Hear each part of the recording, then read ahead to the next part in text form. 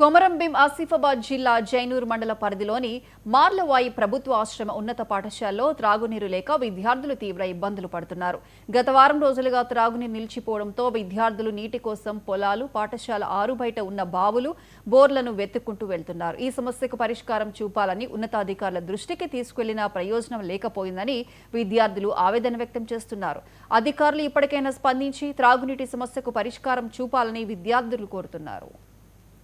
స్కూల్లో చదువుకుంటున్నాం. ఇక్కడ మాకు నీళ్లు లేదు. పక్క పొలం నుంచి నీరు తెస్తున్నారు, కానీ ఆయన వదలడం లేదు. ఇక్కడ ఊరు బయటలో బావిలో వెళ్ళి ప్లేట్లు కడుగుతున్నాం, అక్కడే తాగుతున్నాం. ప్రభుత్వం ఇక్కడ నీళ్ళు సౌకర్యం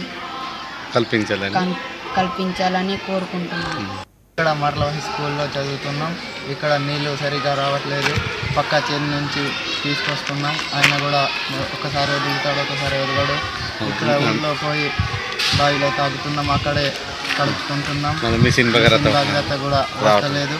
గవర్నమెంట్ మాకు నీళ్ళు సౌకర్యం కల్పించాలని కోరుకుంటున్నాం.